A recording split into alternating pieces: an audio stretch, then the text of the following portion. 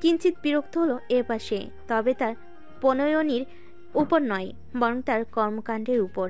পাশে এমন জলজান্ত সুদর্শন পুরুষ রেখে কেই বা এমন অন্য কিছুতে মন প্রাণ ডুবিয়ে বসে থাকে। কিন্তু মোহনার কি অত খেয়াল আছে সে যে নিজ ভাবনায় ডুবে? এই যে আংটিটা, নিজ গৌরবে তার অনামিকায় দখল করে রাখা আংটিটা, যে কারোর বাগদত্তা হওয়ার নিশান, খুব শীঘ্রই কারোর একান্ত আপন নারী হওয়াতে নিশান। আলাদা আবেগ জড়িয়ে আছে তার এই আংটিটিতে, যে আংটিটি জ্যান তার ভালোবাসা প্রকাশ করে তার অধিকারের চিহ্ন স্বরূপ পরিয়েছিল। সে এতদিন সবার নজর এড়িয়ে পড়ত, পাছে কেউ দেখে যদি প্রশ্ন করে সেই ভয়ে। কিন্তু তার এখন আর এটি লুকিয়ে রাখতে হবে না, কারণ এখন সবাই অবগত তার অস্তিত্ব নিয়ে। মোহনা ভাবল ধীরে ধীরে, বেশ কিছুক্ষণ আগের ঘটনা। তখন মাত্র মোহনা ঘুম থেকে উঠে ফ্রেশ হয়ে এসেছিল। দুপুরে খাওয়ার পর ভাত ঘুম দিয়েছিল।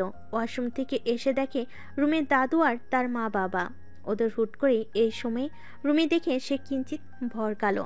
তড়িৎ এগিয়ে সে মায়ের কাছে জিজ্ঞেস করলো, মা তোমরা এখানে যে, কিছু হয়েছে? কেন, কিছু না হলে আমরা আসতে পারি না?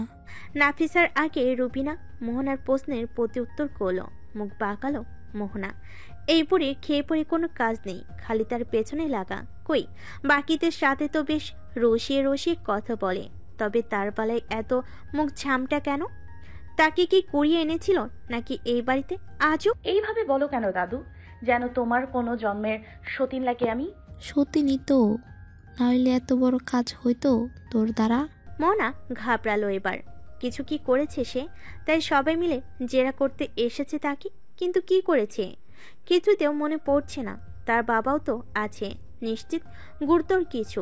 তার ভয় হতে লাগলো এবার। ইস, বড় মাটা থাকলে ভালো হতো, অন্তত এই বুড়ির অকর্তৃত আক্রমণ থেকে সে রক্ষা পেত। মাটা খালি নামেই মা হয়েছে, হুটহাট হামলায় পাশে থাকে না, বিরোধী দলীয় নেত্রীর ভূমিকা পালন করে। এক্ষেত্রে তার বড় মাই বিশ্বাসযোগ্য। মোহনা মিনমিন করে বলল, কি করেছি আমি? রুবিনা কিছু বলবে তার আগেই এরফাদ সাহেব তাকে থামিয়ে দিয়ে বললেন, আহ মা, ভয় পাইয়ে দিছ তো। মেয়েটাকে এভাবে বলছো কেন? কি বলছি আবার? যা বলছি সত্যি বলছি। তোর মেয়ে দেখ কি চালাক। আমার সহজ সরল ভোলা ভালা নীলাদ্রির দাদুভাইকে ও দিবস করে নিল। নীলাদ্রির দাদু ভাই মানে? জান ভাইয়ের কথা কোথা থেকে এলো? তবে ওরা জেনে কি গেছে সব? ও আল্লাহ, কি হবে এখন? সবে কি ভাবছে? ওরা যে জেনেছে সেটা জান ভাই জানে? দুত্তরি, একা তাকেই ফাঁসতে হলো। জান ভাই সহ থাকলে না হয় একটা কথা ছিল, সে সবটা সামলে নিত, আর মোহনা খানিকটা সাহস পেত। কিন্তু সে তো নেই, নির্ঘাত আছে বাবার রামধমক আর মায়ের হাতে ধোলাই খাবে। মোহনার কান্না পাচ্ছে। নিশ্চয়ই এই বুড়ির প্যাস লাগিয়েছে, তাই তো তাকে সতীন বলে সম্বোধন করে। আর কি বলেছে যেন? সে তার সরল ভোলাভালা নীলাদ্রি দাদু ভাইকে বশ করেছে। সরল ভোলাভালা উপমা দিল জায়ান ভাইকে। মোহনা মুখ বাঁকালো। সে নাকি সরল ভোলাভালা? কতটুকু করল আর জিলাপির প্যাচ সেটা মোহনার থেকে ভালো কে জানে? ভালোবাসা স্বীকার করতে কত কাঁদালো তাকে। নেহাত ভালোবাসে তাই, নয়তো মোহনাও কম চায় না। কাঁদানোর শোধ ঠিকই নিত। আর রইল বশ করার কথা। বশ মোহনা নয়, বরং জায়ান ভাই তাকে করেছে। নয়তো তার মতো মেয়ে কখনো আপন ভাইয়ের সমতুল্য চাচাতো ভাইয়ের প্রেমে মজে? এরফাদ সাহেবের কথাই মোহনার ধ্যান ভাঙল। আম্মু, আমি আর বাড়ির সবাই তোর ভালোর জন্য একটা সিদ্ধান্ত নিয়েছি। তোর ভরসা আছে তো আমাদের উপর? এরপর চেপ সহ বাড়ির বাকি সবাই শুধু জায়ানের ভালোবাসার কথাই জানে। তার এটা জানে না যে মোহনাও জায়ানকে ভালোবাসে। সকালে আরো বিশদ আলোচনা হয় জায়ানের সাথে। জায়ান অনেক কিছুই জানে, তবে এটা জানেন না যে মোহনাও তাকে ভালোবাসে, কিংবা সে নিজ ভালোবাসা মোহনার নিকট প্রকাশ করেছে। তাই সবাই ধরে নিয়েছি মোহনা কিছুই জানে না, তাই মূলত এভাবে বলা। গতবার নেহার বিয়েটাও মায়ের কথাই সম্পূর্ণ নেহার নিকট গোপন রেখেই ব্যবস্থা করা হয়েছিল। মেয়েটাকে হলুদের শাড়ি হাতে ধরিয়ে দিয়ে বলা হয়েছিল আজ তার হলুদ সন্ধ্যা। নেহা প্রকাশ না করলেও তারা বুঝেছিল যে মেয়েটা তাদের উপর অভিমান করেছে। যদিও ভুল মানুষের হাতে নেহাকে তুলে দেওয়া হয়নি, দিয়েছে এক উত্তম জীবন সঙ্গীর নিকট। তাই নিহার আর অভিমান ধরে রাখার অবকাশ নেই। তবুও নিজ বিয়ের সম্পর্কে নিজের জানার একটা অধিকার আছে তো, তাই তারা এবার রিস্ক নিতে চায় না। যতই সিদ্ধান্ত নিক না কেন, বিয়ে ঠিক করুক না কেন, মোহনার জানার, বোঝার এবং নিজ মতামত দেওয়ার অধিকার আছে। অন্তত এই অধিকারে তারা হস্তক্ষেপ করবে না। ইরফাত সাহেবের প্রশ্নে খানিক মিয়ে যাওয়া কণ্ঠে মোহনা উত্তর দিল, জি বাবা, আছে তোমাদের সকলের ওপর ভরসা। তোমরা আমার জন্য ভালোটাই করবে। ইরফাত সাহেব একটা স্বস্তির নিঃশ্বাস ফেলেন, যদিও তিনি মেয়ের প্রতি আশাবাদী। মেয়ে তাদের সিদ্ধান্তে অমত করবে না, তাদের নিরাশ করবে না, এইটুকু বিশ্বাস মেয়ের উপর ছিল। আমরা তোর বিয়ে দেওয়ার সিদ্ধান্ত নিয়েছি এবং যোগ্য একজন পাত্র ঠিক করেছি। ইরফাত সাহেবের এহেন কথাই মোহনা থমকালো। বিয়ের সিদ্ধান্ত নিয়েছি, তার সাথে বাড়ির সবাই? কিন্তু এত তাড়াতাড়ি? আবার পাত্র রেডি? কিন্তু পাত্র কে? সে যে জায়ান ভাই ছাড়া অন্য কাউকে বিয়ে করতে পারবে না। তারা যেহেতু জেনে ফেলেছে, তবে কি অন্য কারোর সাথে মোহনার বিয়ে ঠিক করেছে? মোহনার ভয় হলো, ভেতরে ভেতরে অজানা আতঙ্ক হানা দিল। সে সব দিক থেকেই তোর যোগ্য। আমরা ভেবেচিন্তে সব দিক বিবেচনা করে এই সিদ্ধান্তে উপস্থিত হয়েছি। তোর মত থাকলে আগামী শুক্রবারে ঘরোয়াভাবে বিয়েটা সেরে ফেলতে চাইছি। তারপর তোর রেজাল্টের পর না হয় বড় করে অনুষ্ঠান করব। এবার বল, তুই রাজি কিনা? মোহনার মাথায় হাত। সব প্ল্যানই তো রেডি তাদের। আগামী শুক্রবারই বিয়ে, আজও তো তাই। তবে হাতে আর মাত্র এক সপ্তাহ। কোন আহমক তাকে বিয়ে করতে এত তোলা? নাফিসা মেয়েকে এক পাশ থেকে জড়িয়ে ধরে বলল, ইস, মেয়েটার সাথে আমি কত ঝগড়া করি, আবার আমার ছোট্ট মেয়েটাকে ভালোবাসি। ওর বিয়ে অন্য ঘরে হলে আমার তো একটুও মন টিকতো না, বুকটা খালি খালি ঠেকতো। কিন্তু আল্লাহ যা করে ভালোর জন্যই করে। সব কথা মোহনার মাথার উপর দিয়ে যাচ্ছে। তার মা কি বলছে এসব? অন্য ঘরে হলে মানি? তাদের কথাবার্তা সব যেন কেমন ধোঁয়াশা। ওকে বলতে দাও তো নাফু, বিয়ের ব্যাপারে ওর কি মত। তার আগে তুমি এইসব কথা বলছো কেন? আজব। নাফিসার কথার প্রেক্ষিতে ইরফাত সাহেব এভাবে বলে সে মুখ বাঁকালো। মেয়েকে উদ্দেশ্য করে বলল, বলতো আমাদের, তুই রাজি জায়ানকে বিয়ে করতে? জায়ান? পাত্র জায়ান? মোহনার বিস্ময়ে মুখ কাতলা মাছে নাই হা হয়ে গেল। অস্পষ্ট স্বরে বলল, জায়ান ভাইয়া, আমার সাথে জায়ান ভাইয়ার বিয়ে ঠিক করেছো? নাফিসা সহর্ষ বলল, হ্যাঁ তো, কেন তোর মত নেই? মত নেই মানে? সে তো পারে না নাচতে নাচতে জায়ান ভাইয়ের গলায় ঝুলে যেতে। ইস, কি আহমক সে! পাত্র জায়ান ভাই, আর সে কত কিছু ভেবে বসেছিল। তাই বুড়িটা এভাবে বলছিল বুঝি? তাকে এজন্য সতীন ডাকা। পাত্র যদি জায়ান ভাই হয়, তবে এভাবে বুড়ি সতীন হতে সে এক পায়ে খাড়া। খুব খুব রাজি, জনম জনম রাজি। কিন্তু মায়ের প্রশ্নে এভাবে সরাসরি বলা যায় নাকি যে সে রাজি? একটা লজ্জা টজ্জার ব্যাপার আছে না? আছেই তো। তাই সে নীরব রইল। মেয়েকে কিছু বলতে না দেখে নাফিসা বলল, মৌনতা কি সম্মতির লক্ষণ ধরে নেব? তুই রাজি এটাই ধরে নেব? রুবিনা বেগম মুখ বাঁকিয়ে বলেন, হ্যাঁ হ্যাঁ বৌমা, তোমার মেয়ে রাজি। পাত্র হিসেবে আমার নীলাদ্রি দাদুভাইকে ফিরিয়ে দেওয়ার সাধ্য আছে নাকি কারো? ইরফাত সাহেব মেয়ের মাথায় হাত বুলিয়ে দিয়ে বলেন, তুই চঞ্চল দুষ্ট হলেও কভু আমাদের অবাধ্য ছিলিস না। এই বাড়ির কোনো ছেলে মেয়েই অবাধ্য নয়। এজন্যই কখনো কঠিনভাবে শাসন করিনি, তোদের প্রয়োজনও পড়েনি। তবে একটা অদৃশ্য নীরব শাসন, বোঝাপড়া ঠিকই ছিল। তুই মান রেখেছিস আমাদের। সুখী হ আম্মু। আল্লাহ তোর কপালে অবশেষ সুখ রাখুক, এ দোয়াই করি। মোহনার চোখ ছলছল করে উঠল। সে ঝাঁপিয়ে পড়ল বাবার বুকে, আবেগী হয়ে কেঁদে ফেল। কেন কাঁদলো সে জানে না, তবে মনে হলো তার কান্না আসছে এবং কাঁদা উচিত। আর সেই কান্নাদের ঝরঝর করে নিংড়ে দেওয়ার জন্য এই বাবার বুকটাই সবচেয়ে বেশি উষ্ণ, নিরাপদ। ইরফাত সাহেবও আগলে নিলেন মেয়েকে। নাফিসা হাত বুলিয়ে দিলেন মাথায়। রুবিনা কিছুক্ষণ দেখলেন ওদের, তারপর রইসই মোহনার উদ্দেশ্যে বলেন, তোর বিয়ে এই বাড়িতে হচ্ছে, অন্য কোথাও দিচ্ছি না। বাড়ির মেয়ে বাড়িতেই থাকবে বিয়ের পরও। তবু এমন কান্না করিস কেন? হয়তো দেখছি না, আল্লাহ জানে পরের বাড়িতে বিয়ে দিলে কি করতি। মোহনা কিছু বলল না। আছে ভীষণ আবেগী, মনটা তার ভীষণ ভালো, ভীষণ ফুরফুরে। এখন এই বুড়ির সাথে মুখ লাগাতে গেলে মোটের দফা রফা হবে। তার চেয়ে চুপ থাকাই এখন ভালো। তারও দিন আসবে। একটু পর ওনারা বেরিয়ে গেলেন। ওনারা চলে যাওয়ার পর মোহনা কিছুক্ষণ থম মেরে বসে রইল বিছানায়। তারপর আবারও চোখে মুখে পানি দিয়ে উঠল ছাদে বিকেলের মিঠে হাওয়া উপভোগের উদ্দেশ্যে, তার অকৃত্রিম সুখগুলোকে আরও আবেশিত করার উদ্দেশ্যে। যদিও তখন বিকেল শেষের পথে, কিন্তু তাতে কি যায় আসে? খানিকটা প্রকৃতির সান্নিধ্য পেতে পারাটাই কি বড় নয়? মোহনা ছাদে হাঁটল কিছুক্ষণ, এরপর ছুঁয়ে ছুঁয়ে দেখল ছাদে থাকা গাছগুলোকে। বেশিরভাগই বড়মা লাগিয়েছে। বড়মাই বেশি যত্ন নেয় গাছগুলোর। আগে সে আর নেহা আপাই প্রায় লাগাতো, পানি দিত, যত্ন নিত একসাথে। আপাই আর সে সাহায্য করত বড়মাকে। এখন সে একাই। কিছু টবে নতুন কুড়ি এসেছে, সেগুলো একটু একটু ছুঁয়ে ছুঁয়ে দেখল মোহনা। এরপর হেঁটে গেল ছাদের বাম দিকে, সেই দিকে রেলিংয়ের কাছে গিয়ে দাঁড়ালো। ওই দিকটা থেকে আকাশ, অস্তমান সূর্য সবচেয়ে ভালোভাবে দৃশ্যমান হয়। এরই মধ্যে সেখানে হাজির হয় মোহনার প্রিয় জায়ান ভাই। গুটি গুটি পায়ে নিঃশব্দে এসে ঠাঁই নেই মোহনার অদূরে। না, কিছু বলে না, কিছু করে না, শুধু চেয়ে চেয়ে দেখে তার প্রণয়নীকে। মোহনাও কিছু বলে না, টু শব্দও করে না। আংটির দিকে দৃষ্টি নিবদ্ধ রেখে মিটিমিটি হেসে ভাবতে থাকে কিছুক্ষণ আগে ঘটা ঘটনাগুলো। বেশ কিছুক্ষণ কেটে গেছে, অথচ কারোরই কোনো রা নেই।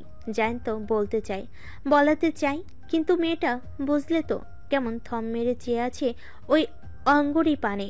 ওই অঙ্গুরি উপর দাতাকেও তো খানিক দেখতে পারে। জান এবার ধৈর্যচ্যুত হয়ে বলে ফেল, ওই ধাতু না দেখে কিছুক্ষণ আমাকে দেখলেও তো পারিস মোহ। মোহনা না তাকিয়ে বলল, উপকারিতা? জান একটু ভেবে উত্তর দিল, আমাকে দৃষ্টিবন্দি করলে তোর ভাইটামিনসের অভাব হবে না। মোহনা চোখ তুলে সরাসরি তাকালো জানের চোখে, দ্বিধান্বিত স্বরে বলল, ভাইটামিনস? জি জনাবা, ঠিকই শুনেছেন। ইহা একটি বহুল দুর্লভ ভাইটামিনস, যা এই জায়ান নামক ব্যক্তিটির নিকটই আছে। মোহনা হাত দুটো ভাঁজ করে বুকের কাছে রেখে বলল, অনুগ্রহপূর্বক একটু বিস্তারিত বলুন জনাব।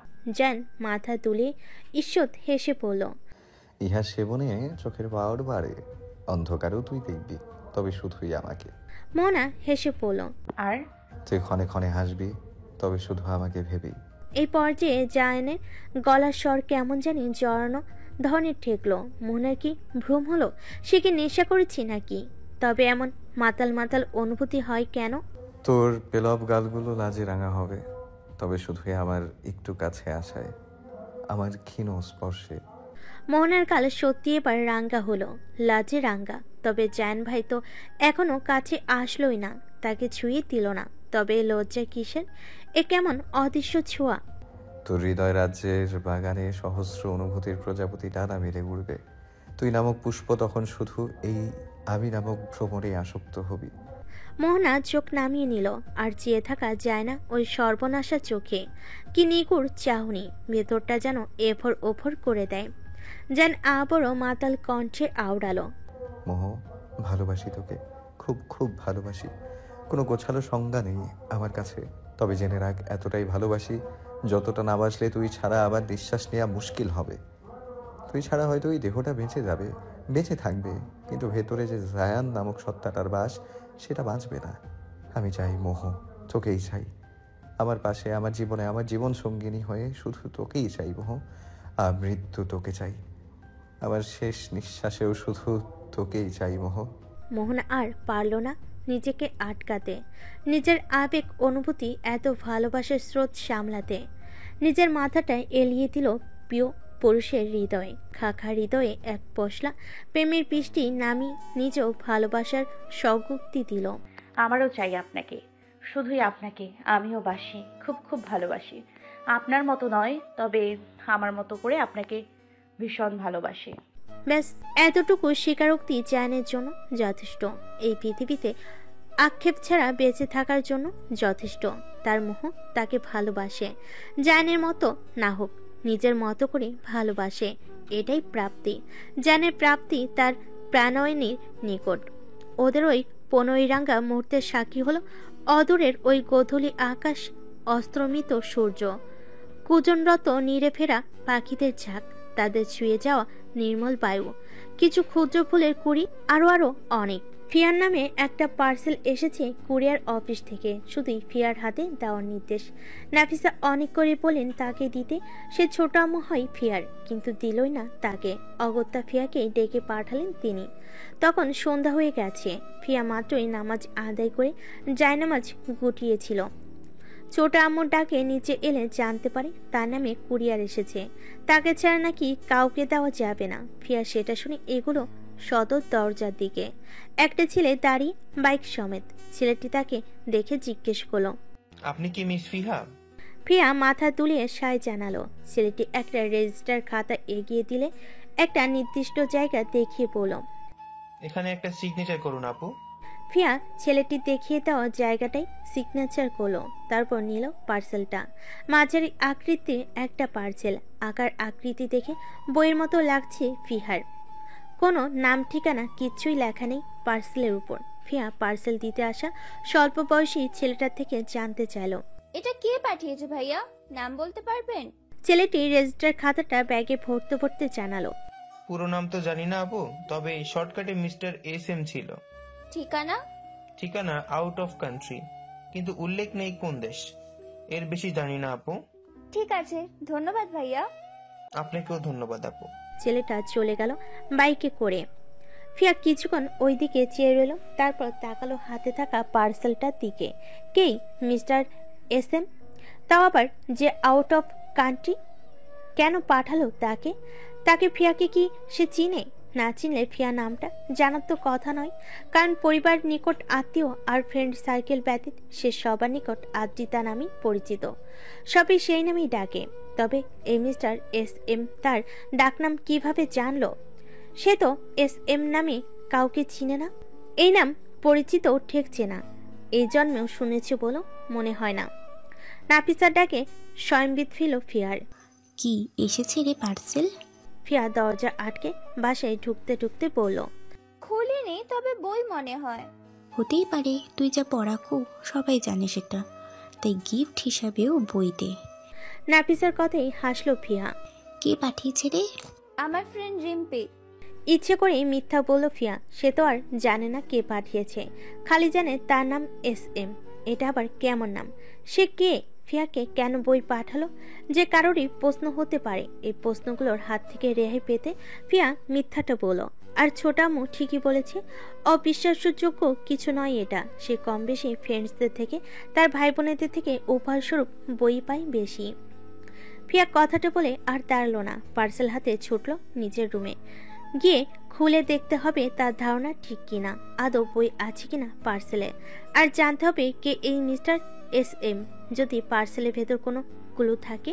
আকাশটা আজ ভীষণ মেঘলা। ঠিক আজ নয় বলা চলে, সন্ধ্যার পর থেকে মেঘেদের ঘনঘটা শোনা যাচ্ছে থেকে থেকে। দেখে বোঝা যাচ্ছে ক্ষণকাল পর বেশ চমচমিয়ে মুষলধারে বৃষ্টি নামবে। বেশ কয়েকদিন তীব্র গরম পড়েছে।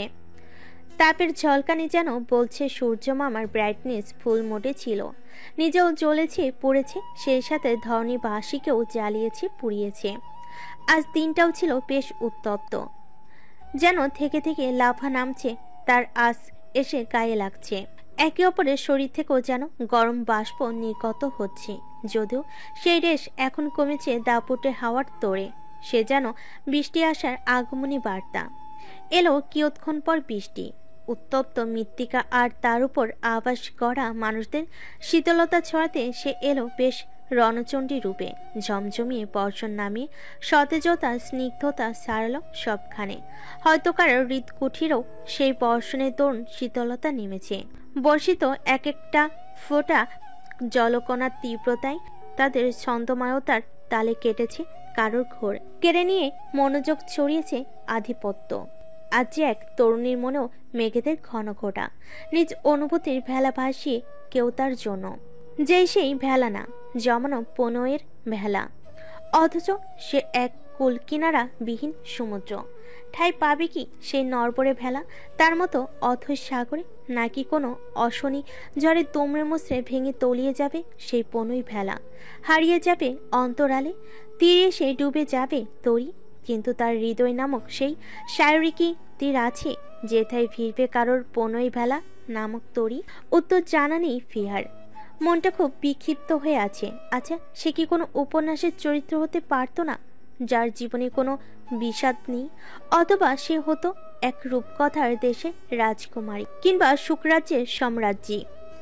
দুঃখ কষ্ট বিষাদেরা হতো তার শত্রুপক্ষ, যাদের সে রাজ্য হতে বিতাড়িত করত কিংবা আমিত্ব নির্বাসন দিত। বা তার হতো মায়াবী জীবনে ন্যায়, যাদের সে বোতলে বন্দি করে ভাসিয়ে দিত কোনো এক দরিয়া। ভেসে যেত তার জীবন হতে স্রোতের তাড়নায়। কিন্তু সে তো রূপকথার রাজকন্যা বা সমাগ্রী নয়, আর না কোনো উপন্যাসের চরিত্র। আচ্ছা, সে কি ভুলে গেল বিষাদে ঘেরা চরিত্রও আছে উপন্যাসে? গাঢ় বিষাদ বুকে পুষে রাখা চরিত্রের সংখ্যাও নেহাত কম নয়, বরং বেশি, খুব বেশি। ওসব গল্প উপন্যাসেও প্রধান চরিত্রের মিলনে বা ভালোবাসা পূর্ণতা পায় এক একজনকে কাঁদিয়ে। হয়তো ক্ষেত্রবিশেষ তার সংখ্যাও বাড়ে। সেসব কি ফিয়া ভুলে গেল? সেসব দিক বিবেচনা করলে ফিয়া কি বুকে বিষাদ পোষা এক বিষাদিনী নয়? তবে কিভাবে সে সেই রেশ কাটিয়ে অন্যের মায়ে জড়াবে, অন্যের পণেই ভোলার যাত্রী হবে, একান্ত যাত্রী? আর ভাবতে পারে না ফিহা। বারান্দার দরজা আটকে রুমে আসে সাথে সাথেই। এতক্ষণ বারান্দাতেই ছিল। তার অতি প্রিয় বৃষ্টিদের দেখে গিয়েছিল তার মনে বয়ে চলা বিষাদ ধুয়ে দিতে সেই পবিত্র বাড়ির ধারায়। কিন্তু সেটার হলো কই? বরং তার অতি প্রিয় বৃষ্টিরাও আজ তার মনোযোগ আকর্ষণে সমর্থ হয়নি, ধুয়ে মুছিয়ে দিতে পারেনি প্রবাহিনী বিষাদকে। ফ্যান চলছে সর্বোচ্চ গতিতে।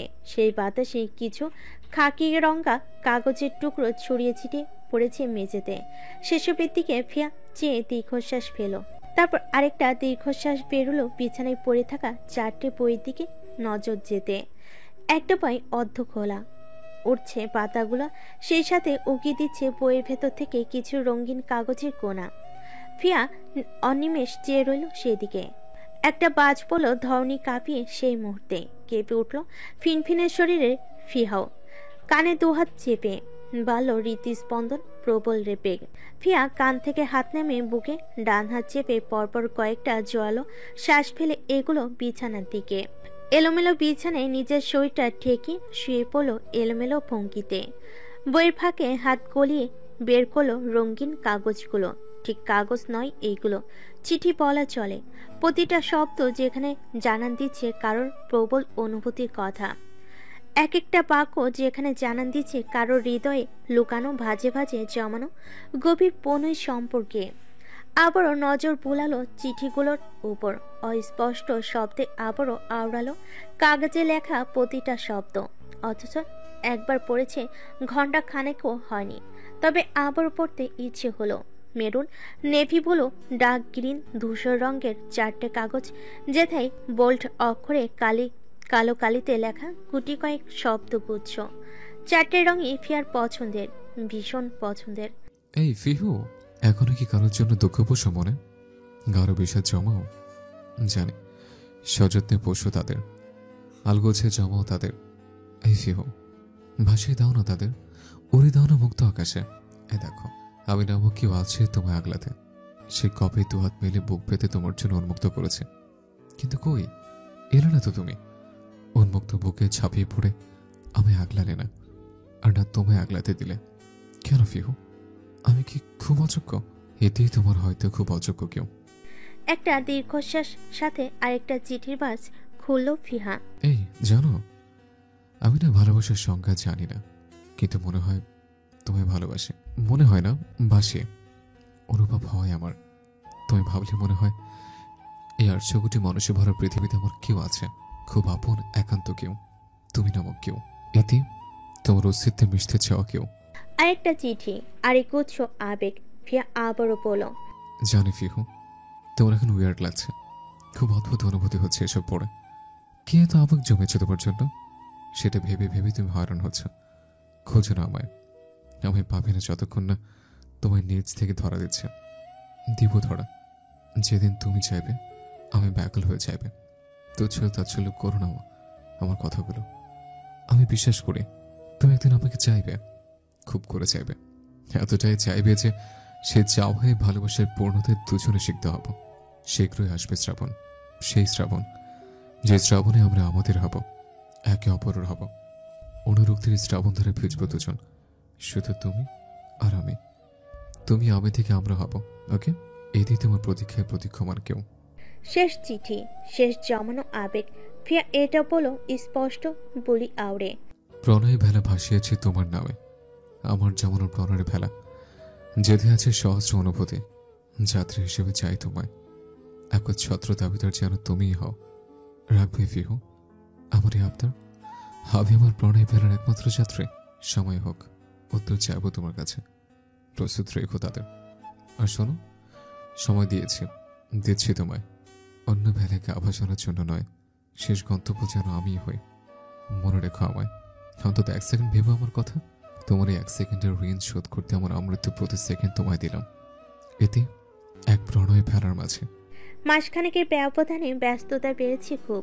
তবে ব্যস্ততম সময় থেকে অল্প সময় বাঁচিয়ে নিজ প্রণয়িনীকে দিতে ভুলছে না তাসফিক। আর তার প্রণয়নীয় আজকাল খুবই অভিমানী হয়েছে। একটু খোঁজ না নিলে ভেবে নেয় সে অবহেলা শিকার। সেসব ভেবে অভিমানের পাহাড় গড়ে মনে। তাসফিকের ব্যাপারে আজকাল উৎকণ্ঠাও প্রকাশ করে খুব। তাসফিক হাসি শুধু, সন্তুষ্টি তার তৃপ্তির হাসি সেই অভিমানের কারণ হতে পেরে। সময় বাঁচিয়ে ব্যস্ত নেতা আরো ব্যস্ত হয়ে পড়ে সেই অভিমানের পাহাড় ডিঙ্গিয়ে ভালোবাসা প্রস্ফুটিত করতে। সফল হয় সে, কারণ তার প্রণয়নী যে অবুঝ নয়, খালি ভান করে মাঝে মাঝে একটু অবুঝ সাজার গুচ্ছ সমেত ভালোবাসা কুড়িয়ে নিতে। তাসফিক উপভোগ করে খুব সেসব। ভালো লাগে তার অভিমানের প্রেয়সীকে এই রূপে।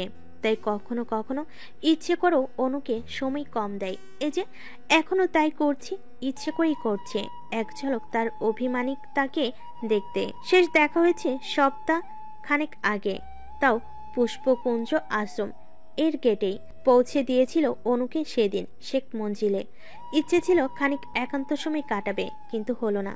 মিহানের কল এসেছিল গাড়ি স্টার্ট দেওয়ার খানিক বাদে। পার্টির সিনিয়র নেতা কর্মীরা এসেছে অফিসে, কিসব আলোচনা করবে। তাসফিকের উপস্থিতিও একান্ত জরুরি। ফলশ্রুতিতে পরিবর্তিত হলো গন্তব্য। অনুও তাসফিকের যাওয়ার প্রয়োজনীয়তা টের পায়। আর তাসফিক চাই অনুর চোখে দ্বিধা ভরা চাহনিতে। অনু খানিক মৃদু স্বরে বলে, এখন ঘোরাঘুরির চেয়ে অফিসে যাওয়াটা আপনার বেশি জরুরি। কিন্তু তুমি? আমি তো আছি নেতা, আপনার হয়ে, আপনার জন্য। অনু কি বলল ভেবে মন থেকে বলল তো। তাসফিকের মনে প্রশ্নেরা উকি দেয়, তবে এই চোখ, তার চাহনি, তাদের গভীরতা তাসফিক টের পায়। একটু না, খুব করে টের পায়। মিথ্যা বলছে না অনু, এরাই যেন তার জলজ্যান্ত প্রমাণ। আপনার হয়ে, আপনার জন্য, ঠিক কিছু না অনেক কিছু ছিল ওই 4 শব্দের ক্ষুদ্র বাক্যে। তাসফিক তা উপলব্ধি করে, ক্ষণে ক্ষণে উপলব্ধি করে। সেই দিনই সরাসরি দেখা, এরপর যা কথাবার্তা সব ফোনে, অর্থাৎ কলে আর SMS এ। কিন্তু কাল দুপুরের পর থেকে মেয়েটাকে না কল করেছে আর না SMS। অনু খুব কম কল করে। পাশে যদি গুরুত্বপূর্ণ কাজে ব্যাঘাত হয় সে বেশি SMS করে, আর বাকিটা সময় তাসফিক ফ্রি হয়ে কল দেয়। কিন্তু কাল দুপুরের পর থেকে সে কিছুই দেয়নি। মেয়েটা কাল রাতে আর আজ সকালে মিলে টোটাল 3টে SMS দিয়েছে মেসেঞ্জারে। তাসফিক অনলাইনে ছিল কিন্তু সিন করেনি একটাও। অনু হয়তো কষ্ট পেয়েছে, কিংবা অনলাইনে থাকা সত্ত্বেও সিন করা বা রিপ্লাই না দেওয়ায় হয়তো রাগ হয়েছে। তাই আজ সারাদিনে সকালের পর সেও আর কোনো খোঁজ নেয়নি। তাসফিক পড়েছে মেসেজগুলো, সিন করতে হয়নি। সেটিংসে মেসেঞ্জারে সব নোটিফিকেশন অ্যালাউড অপশন অন করেছিল বলে ফোনের উপরিভাগে সিন করা ব্যতীত শো করছিল মেসেজগুলো পরপর। ওখান থেকে সে পড়েছে। সন্ধে যেটা করেছে সেটাই লেখা ছিল। ব্যস্ত নাকি নেতা? আচ্ছা, কাজ শেষ করুন, ফ্রি হলে নক দিয়েন। I will wait for you. এরপর আরেকটা এসেছে 12টার দিকে, সেটাতে লেখা, ফ্রি হননি এখনো? এত ব্যস্ততা? এই নেতা, খেয়েছেন আদৌ, নাকি এখনো কাজ করছেন? তারপর যেটা আজ সকালে এসেছে, মর্নিং। আপনার রেসপন্স না পেয়ে বোঝা দেয় মর্নিং আমার গুড নাকি ব্যাড। যাই হোক মিস্টার নেতা, আপনি কাজে আছেন এবং ওই কাজ নিয়েই থাকুন। Enjoy a wonderful moment with your work. এটাই শেষ। আর দেয়নি কোনো SMS। শেষ মেসেজ দেখেই বোঝা যায় অভিমান করেছে তার অভিমানিতা। সত্যি বলতে আজ খুব বিজি ছিল তাসফিক। সকালে একটা সমাবেশে গেছিল। কাঠফাটা রোদ্দুরে প্রাণ তার উড়াল দেবে দেবে অবস্থা। এরপর বিকেলে বের হলো প্রচারণায়। কয়েকটা এলাকা ঘুরলো দলের ছেলেদের নিয়ে।